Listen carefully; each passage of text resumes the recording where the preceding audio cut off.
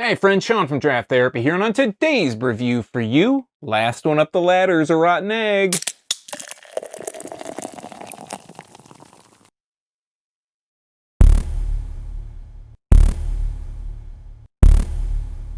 Bunk Bed Confessions is a 13.5% Imperial Stout from Watermark Brewing Company in Stevensville, Michigan. I know Watermark for doing some really intense sours and IPAs, and I'm always on the lookout for something unexpected from a brewery that I've had a couple beers from before, but I just haven't had like a certain style. Now, before any comments start rolling in, I'm not saying that Watermark doesn't do a lot of stouts. I'm just saying I haven't had any of them. When I saw this one at the local bottle shop, I looked at the label and I thought, okay, well, that sounds pretty interesting. So let's take a look at the label, we'll get it into a glass, and we'll see how interesting it ends up being. But first, I'd like to thank my executive producers, Ryan Barry, Rob Santana, Eric Latowski, Brian Kramer, Zach, and Cam Freeman for helping bring this review to you today. If you'd like to become a producer, help out the channel, or maybe just buy me a beer, take a look at my Patreon at patreon.com/draft_therapy, where you can get early access to these videos, exclusive patron-only live streams, and a few other special perks available only to patrons. So let's take a look at the label. We're going to take a look at the front here first. It says Watermark Brewing. It says Bunk Bed Confessions. It has their trademarked, or at least the guy, their mascot, the diver with the helmet on. He's on the top bunk with his blanket on, and underneath him is this scary looking, almost beholder type octopus below him, just with his mouth all, he's drooling, he's just ready, rip-roaring and ready to go. If we turn it to the right, it has the helmet, the diving helmet with the W for Watermark, brewed and canned by Watermark Brewing Company in Stevensville, Michigan, and the government warning. If we turn it over to the other side, it says, and this is where it gets interesting, folks, Imperial Stout with cacao, vanilla, and orange peel. 13.5 alcohol by volume, 1 pint. Now, the part that really kind of got me interested was the cacao, vanilla, and orange peel part of it, because I don't remember the last, I think it was like a Dragon's Milk stout, and that was barrel aged. That was bourbon barrel aged. This one doesn't mention anything about bourbon barrel age. So I'm interested to see how this kind of tastes with having the chocolatey flavors, the vanilla flavors, and the orange peel. So let's not waste any more time, and we'll get it into a glass. So if I look at the bottom here, this was canned on November 21st, 2020. I bought a single because I didn't know how this would turn out. I paid $9 for a single. On their website, they are charging, I looked today, the day I'm filming this. The day I'm filming this is the 2nd, January 2nd. They still had this available. You could get 2 cans, limit, I think it was a limit of 2 cans for 20 bucks. So I think I got off pretty light. So let's go ahead and crack this. We'll put a nose on it. Nice pop on that.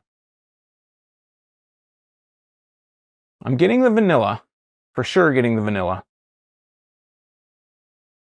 Maybe I am getting a touch of the orange peel, so a little bit of an orangey nose on there. So let's go ahead and pour this.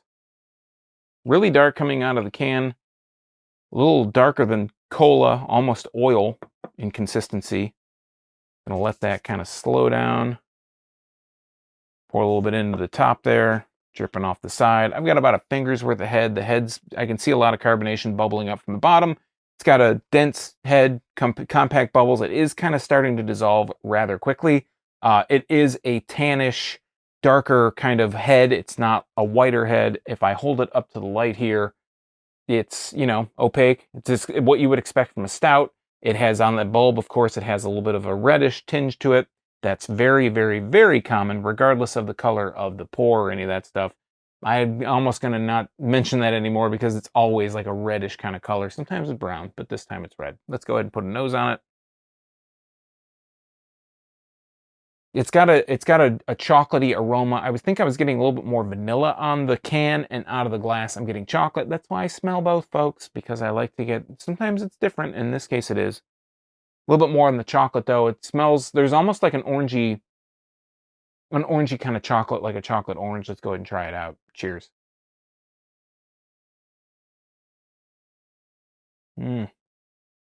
That's got, wow. That has got a thick mouthfeel to it. It's really not syrupy, but it's borderline. It's just underneath syrupy. Very thick, very viscous feel. You can see, I'm going to show you the overhead again. There is a little bit of something floating around on the top. I don't mind. I'm going to keep drinking it because it tastes pretty good, and let's talk about that here.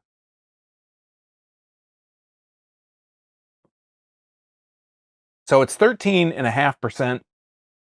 It, excuse me, it tastes like it's a 13.5% stout, but it's not something it's not a stinging alcohol flavor. It's not like it's not a really kind of fiery flavor. It's not something that burns. There's no burn to it. There's no burn in my mouth. There's no burn on the swallow, but it is very, very dark chocolate.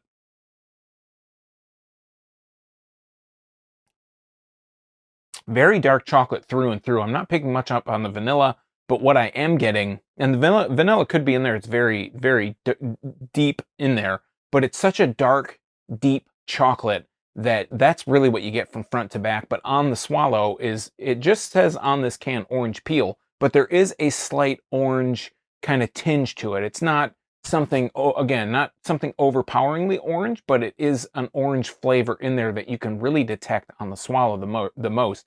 And when you actually, the first drink, when you get it in your mouth, then I get a little bit of that orangey kind of flavor there, along with that dark chocolate, and then the orange more on the swallow.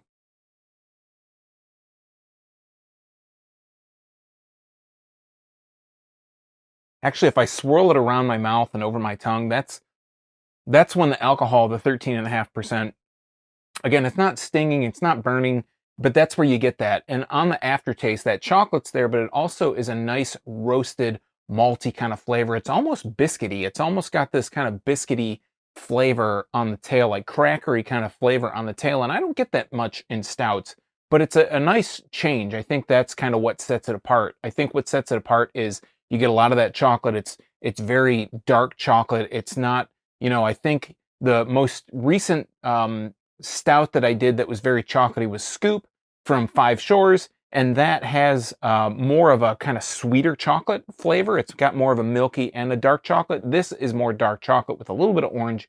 The swallow, there's chocolate there, but that's when those roasty characteristics really come through. And again, it has that kind of roasty, crackery slash biscuity kind of flavor on the tail end. And that's really interesting. Not something that I get very often on a stout, like I said, but I think that chocolate just amplifies it so much that it makes it really pleasing. And at this point, when the store that I went to had another Watermark, I don't know if it was a stout or a porter, but now I'm really interested to pick it up. It might have been like a coffee porter, and I'm really interested to pick that one up. I can't remember what the name is, but I'm really interested to pick that one up now. This is a really good beer. Do I know, would I say like pick it up for $10? Yeah, I mean, maybe. It depends on if that's what you're looking for. I think if you're willing to drink a beer, a 13.5% beer, and maybe say that's like your beer for the night, or if you get two and you like it so much, you're going to drink two that night, so be it. That might be the two. You got a good night for $20, and that's might be what you pay for a 4-pack. $40 for a 4-pack might be pushing it a little bit. I think it's pretty good, though. You be the judge. It's your money. You make the call on that one. But I like that this has that chocolate. It has that orange. I would have liked to have seen maybe a little bit more of the vanilla flavor come through. I'm thinking maybe that vanilla is kind of tempering the chocolate a little bit, because that's very dark and very rich and very, very just kind of in there. But I would have liked to have seen a little bit more of that vanilla element.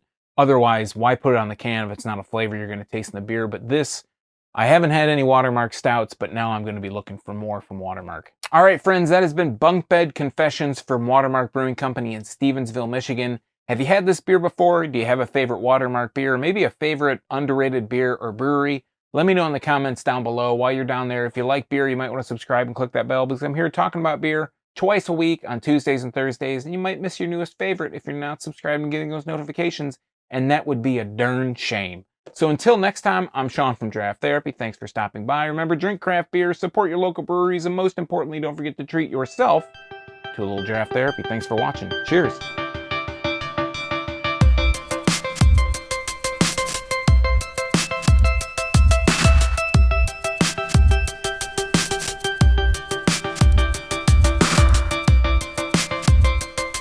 First one up the ladder is a rotten egg. Why would it be the first? I don't know. Hey friends, Sean from Draft Therapy here, and on today's review for you, that was weird.